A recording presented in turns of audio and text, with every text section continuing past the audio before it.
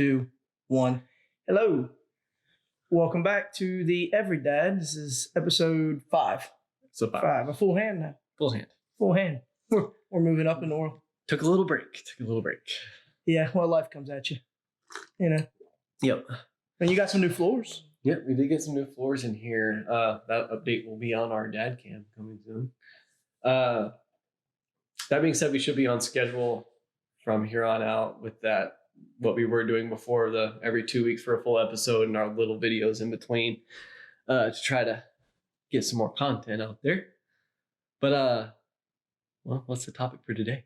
I think we're going to talk about fitness. Isn't that what we talked about? Dadness. Avoiding the dad bod. Yeah, well, yeah. Embracing that you have a dad bod and then destroying the dad bod. Right. Wrecking the dad bod. I get it. I'm good with that. Some people like dad bods. I don't think I could. It's like a whole movement right now. Yeah. It's just to feel good about, your unwillingness to change it, I think.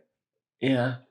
Well, like the definition of dad bod is to be like actually swole with a gut type of thing. Like you're supposed to have like arms. I think it's flexed out of that now, though. Yeah, I think it's anything that's not in shape as a dad, but we're going to try to avoid that. We're not to the point where we can't change it yet. So what is it?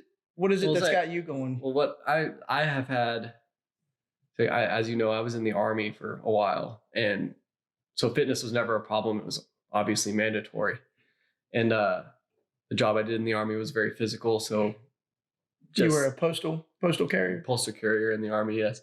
And it kept me in shape. And I guess I didn't take into account the fact that, that mandatoriness of it was in itself a motivation to not be tired when it was mandatory. So you would work out on your own by yourself and all that stuff. Ever since I've gotten out of the Army, it's been very much few and far between. I've had trouble finding motivation for anything. And I've gotten way out of the peak that I would like to be in. It's not necessarily the apex of fitness, but it is a level of fitness that I have none of. I'm in that couch to 5K range now. Yeah, but you're starting to set goals for yourself now. Right. Well, like a tier system. I've set a lofty goal. Lofty goal to start off with. I'm 32 now. And this is like for me, way in the future. It's like when I'm 50, I want to, either before I'm 50 or on my 50th birthday, I'd like to run an Ironman, which is, for those you don't know, is a triathlon. It's a swim, bike, run race. Sponsored by Robert Downey Jr. Yes. But it's something that I've always wanted to do. And I did some triathlons when I was much younger, much better physical condition and ability to be in physical condition.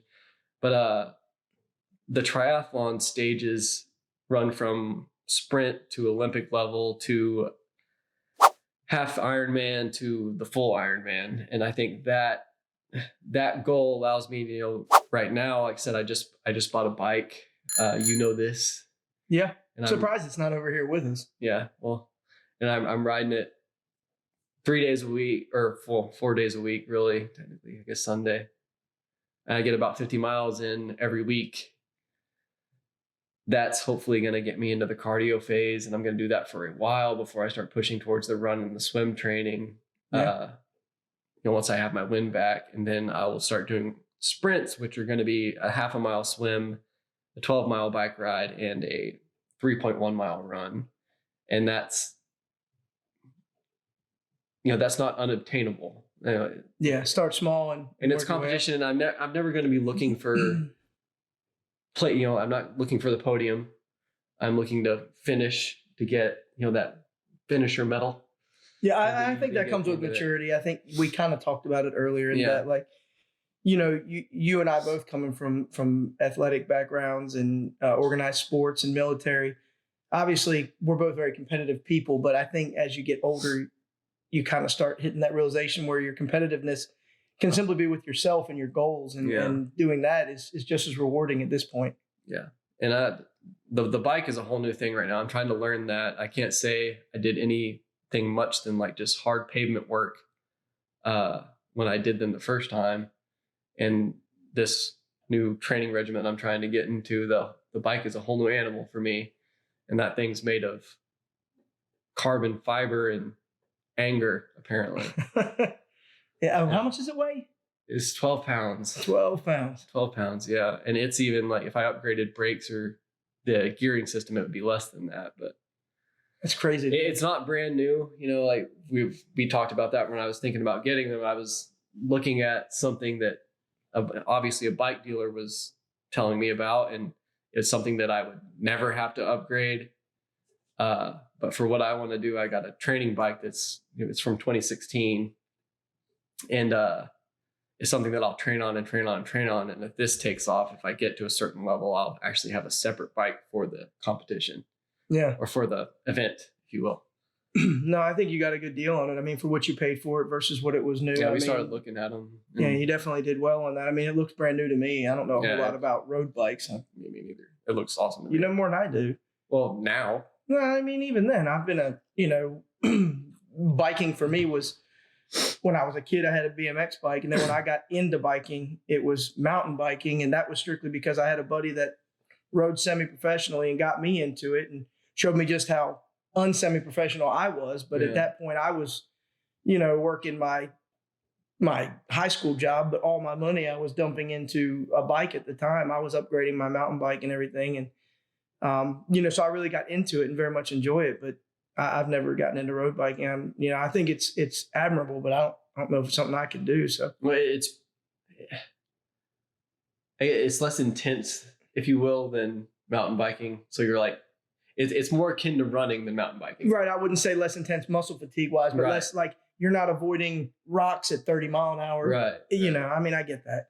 That makes sense. I mean, for me, I've been, with COVID and everything and gyms being shut down, it's been really difficult for me because I don't have weights at the house.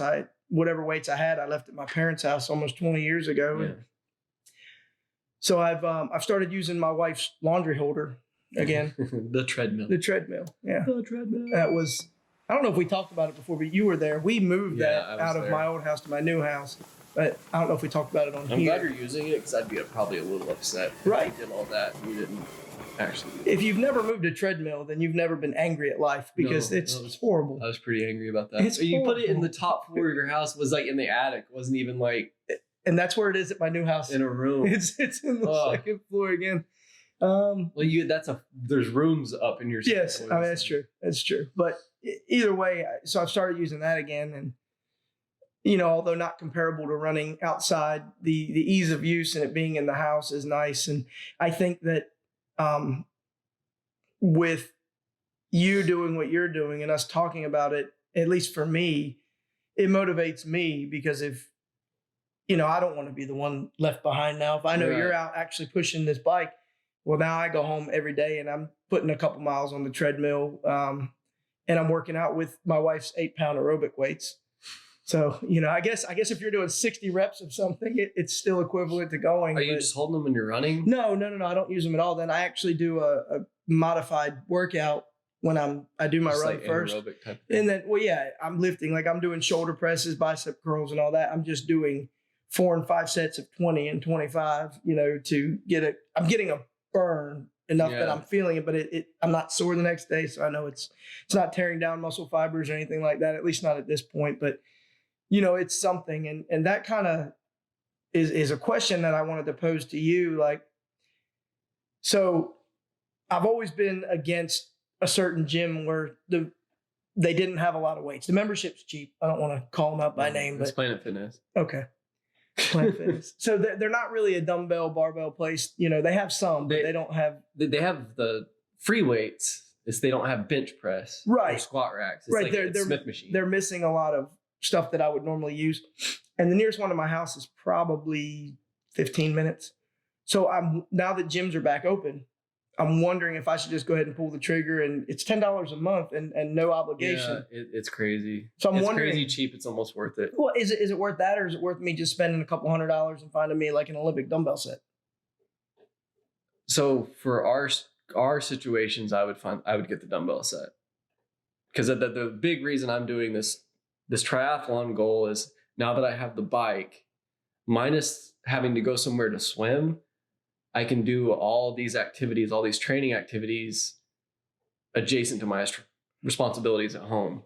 Like, I don't have to leave for 2 3 hours to get, to the gym, to get warmed up, to clean up, then come back home, or, anything like that. I can run around my house. I can bike. I get that. And that's kind of where I'm questioning. Like, I guess everybody's different, but like sometimes the ease, like the simple ease of having it, like the convenience factor, you have it at your house. I mean, that can be, but that can be completely great or terrible, right? Yeah. Like, I mean, if it's there, you just kind of, I can do it anytime. Yeah, I'll just do it later, right? Yeah, exactly. Whereas like once you get in your car and start it up and leave the house, like there's only one place you're going. You're going to the gym at that point, right?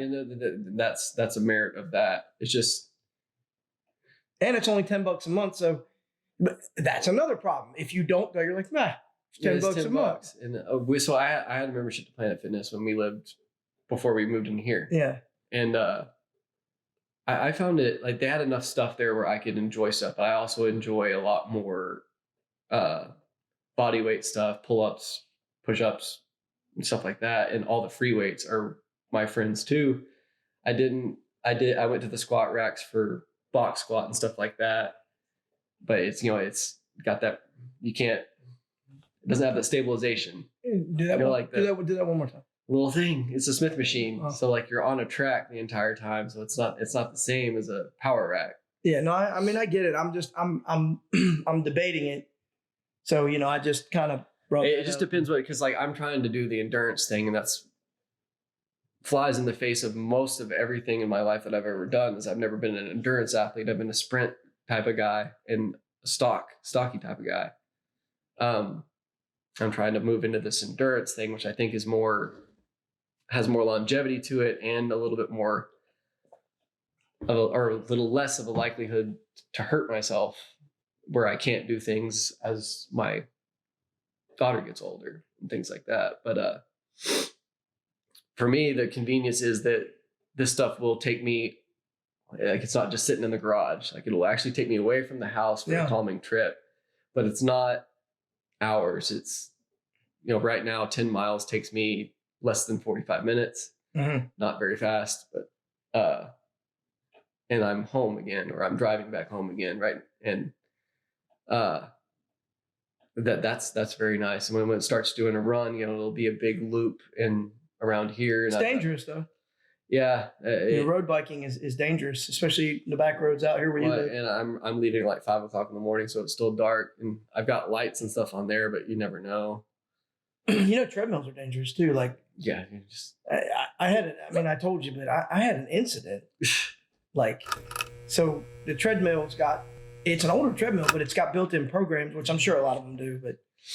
And I had put in a calorie burn workout, just a 20-minute calorie burn workout, which I had also done the day before. And, it was a good jump off point. I was able to complete it. I was tired, but wasn't killing myself. And I was like, okay, so I'll do this for a couple of days. And I did it again the second day, and I got like a minute or two into it, and my phone rang, and it was my wife. She was at work, and she was kind of, the neighborhood that she was working in was kind of sketch. So, I wasn't going to ignore the call. I would never ignore my wife's call.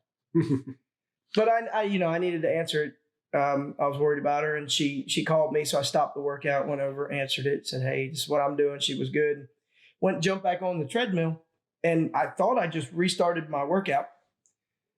Well, apparently either it has a mind of its own, or I pushed something I wasn't supposed to, because as I'm creeping along, every minute it'll beep down to let you know that something's going to change in the program. It gives like a series of like 3 beeps as opposed to 1 beep when it's just going to let you know time is going. So it gave me these 3 beeps, and like all of a sudden the incline went up, and I was like, okay, well, I'm doing something different here. I don't know what I'm doing. It's only a 20-minute setup. So every minute it's doing something different. And I'm like 8-10 minutes into this thing, and I'm at like a 6 incline, like a 7.5, 8 mile an hour run. And I mean, it'd like to hurt me. Yeah. Needless to say, I couldn't finish it. I had to bring it down and put it in. I mean, I'd like to get to that point, but I guess it's nowhere near as dangerous as a road bike. But either way, I nearly got hurt by a treadmill in my house. I mean, the roads I'm riding on they're not too busy at the times that I'm riding on them. It's just that fact means that the people that are coming down them are also not expecting anything to be on there. Yeah, and it's dark. I mean, I was actually really pleased by the light setup I put on it. It actually puts out a lot more than I thought. So it's not too hard to see me, I don't think. No, I mean, I agree. And I keep an eye out, obviously, because that does scare me a little bit. But you got to take what you can, I guess. No, I get it. And I think ultimately we're working towards a goal here. And, if I get to the point where maybe I want to do one of these like little sprint deals with you, I mean, I'd have to probably push for buying a road bike. And I just don't know if I can cross that threshold yet. But,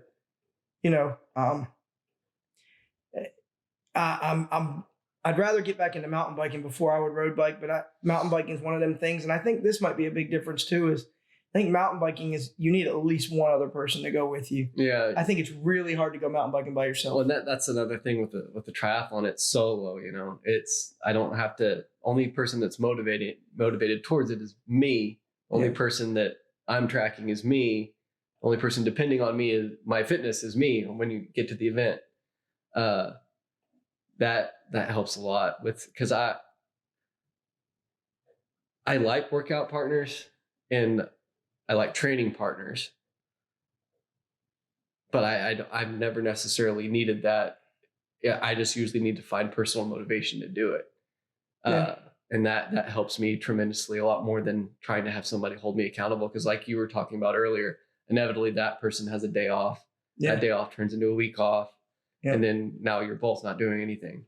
Yeah, I mean, it's really hard not only to find someone who's got the time and motivation, but to be at the same fitness level or near the same fitness level. Because if you go with somebody that's way above you, it can demotivate you, and completely the opposite for someone who's not there with you. It's hard, it's hard to work out with someone who's not on the same level one way or the other. Yeah. I mean, at least I found that. So yeah, that's what I think. But yeah, I mean, it's been it was a steep initial investment. It was right below $2,000 for the start of the bike. That's better. You were looking at some that were triple that. Right. Like so. If all things perfect and I was independently wealthy, I would have a $5,000 bike and not have to worry about it anymore. But that the one that I have right now will last me until at least my first and second goals, which is my first one is to get there, to get to the triathlon place.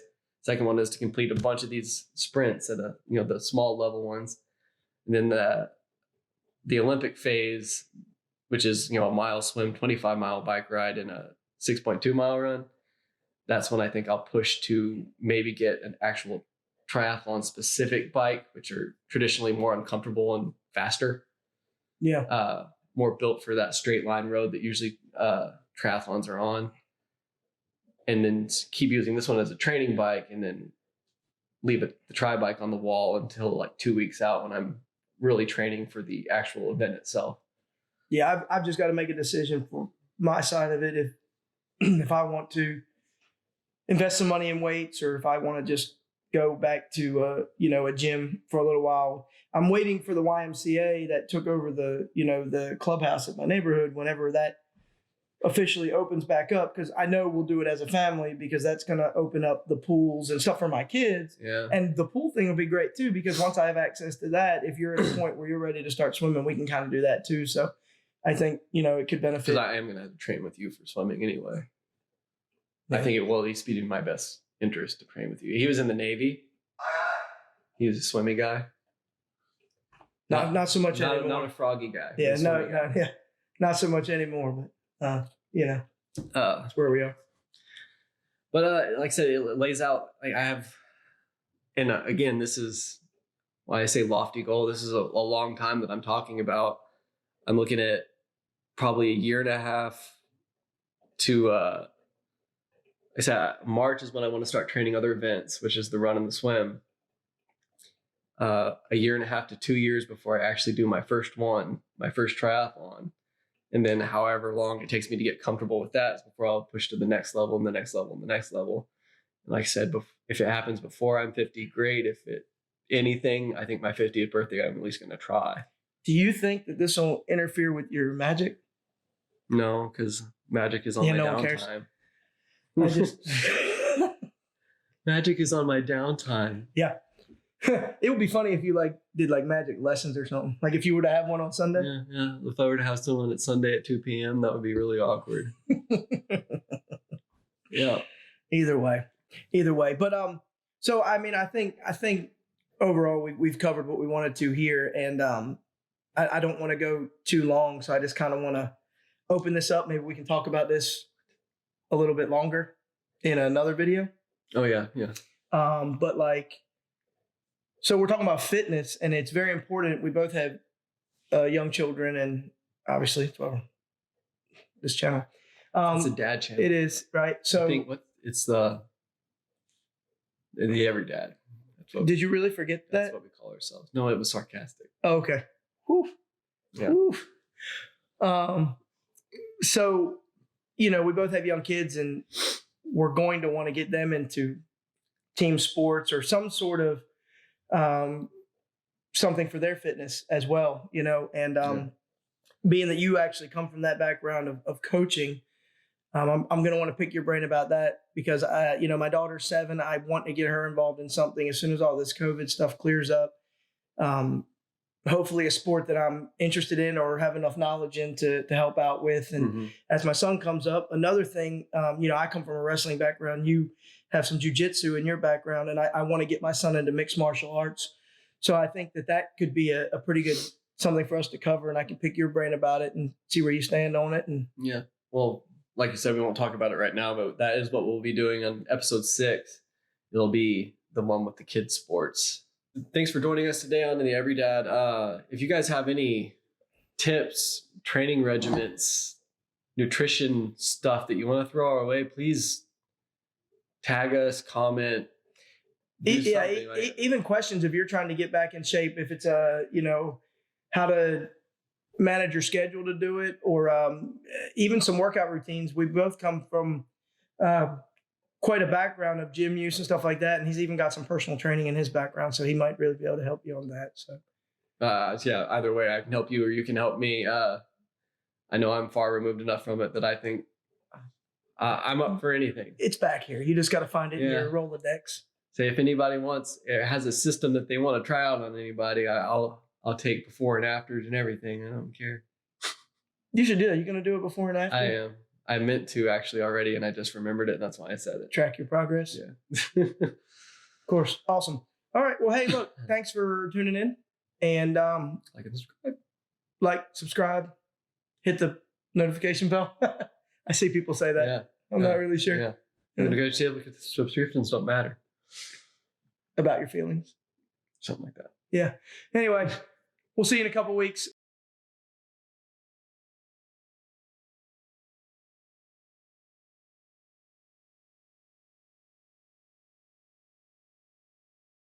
All right, so jumping off the fitness thing for a minute, something's been bothering me all day, and I just had to ask you a question. I didn't know if you had the answer to it. So you might want to grab your drink for this one. It's a pretty good question. Okay. So, hey, do you know what the fish said when he hit the wall? Damn. D-A-M. D-A-M. Fish, safe. So fish water. Safe. Yeah. I don't know if he said it like that, though. That was pretty harsh. Which type of bear is most condescending? A panda. You hyphenated it. Panda. I get it. Yeah. I get it. I mean, it wasn't funny, but I get it. The groaner. Hey, damn.